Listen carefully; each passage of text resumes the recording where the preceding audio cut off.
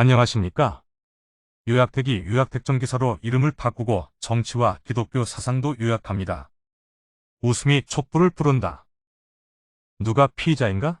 라는 제목으로 희생자들을 예도하며 이태원 참사를 생각해 보았습니다. 사람은 누구나 의사소통을 하며 세상을 살아갑니다. 의사소통에는 언어적인 것과 비언어적인 것이 있는데 비언어적인 의사소통 중에 한 가지가 바로 웃음입니다. 의사소통을 할 때 상대방과 공감을 하게 되는데 이 공감은 신경학적으로 말하자면 뇌의 거울유론 때문에 가능한 것입니다. 성서에 즐거워하는 자들로 함께 즐거워하고 우는 자들로 함께 울라는 표현이 있는데 바로 공감을 말하고 있는 것이죠. 공감 능력은 특히 종교인들이나 정치인들에게 매우 중요한데 많은 사람들의 리더가 되기 때문이고 이들이 공감 능력을 갖추지 못하면 심각한 문제가 발생되기 때문입니다.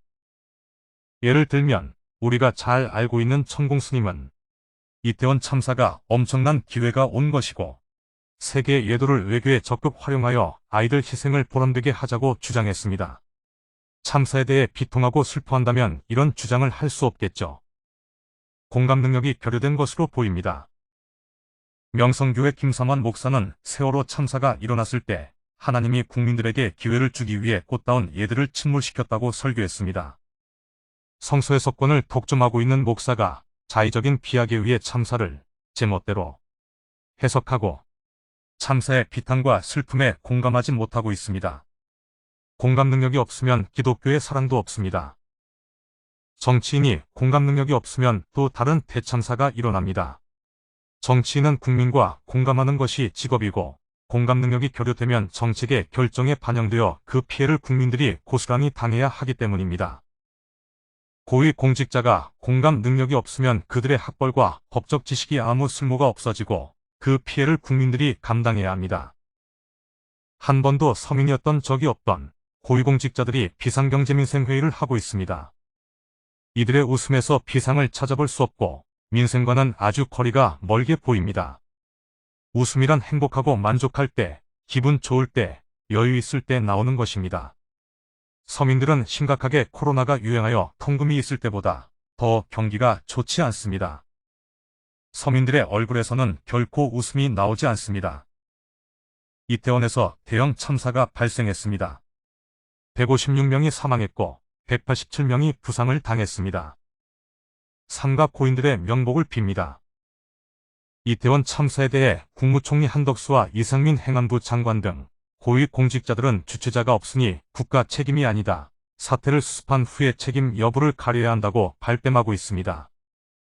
고위 공직자의 직책 자체가 책임지는 자리인데 참사에 대한 책임을 아무도 지지 않습니다. 외신 브리핑에서 한덕수 총리가 웃고 있습니다. 희생자들에 대한 공감이 부족한 것이죠. 참사에 대해 언급하며 희생자들을 떠올린다면 웃는다는 것은 있을 수 없는 일입니다. 우리는 행복하거나 만족할 때, 여유로울 때 또는 어이없을 때 웃게 됩니다. 공직자 재산 공개에 따르면 한덕수 국무총리의 재산은 80서억인데 그중 예금만 51억입니다. 10년 동안 매년 4억씩 재산이 증가했습니다. 한 달에 3,300만 원씩 재산이 증가한 것이죠. 이렇게 현금이 많으면 저절로 웃게 되는 것일까요? 대통령실 김은혜 홍보수석이 국정감사실에서 웃기고 있네라며 대통령실 강승규 시민사회 수석과 메모를 주고 받았습니다. 이들은 이태원 직위 중에 깔깔 웃기도 했습니다. 대통령은 국회의원에게 이땡땡이라 하고 대통령실은 이태원 참사 국정감사장에서 웃기고 있다고 하니 국민들에게 저질이라는 평가를 받습니다. 윤석열 대통령은 국가안전시스템 점검회의에서 딱딱 대책을 내놓았습니다. 책임을 물어야 할 사람한테 딱딱 물어야지 막연하게 다 책임지라는 것은 있을 수 없는 일이라는 것입니다. 윤 대통령은 평생 검사를 했습니다. 검사는 피의자의 죄를 묻는 사람입니다. 검사는 피의자가 아닙니다. 그러나 고위 공직자는 국민의 재산과 안녕을 책임지는 사람이므로 자동으로 피의자가 됩니다. 검사와 고위 공무원이 다른 점이 여기 있습니다. 윤석열 대통령이 마치 자기와 이태원 참사와는 아무런 상관도 없는 것처럼 유체이탈 화법을 구사하는 것은 정치에 대한 경험이 없기 때문입니다. 이재호 같은 분이 국민의 힘에 있다는 것이 놀랍습니다.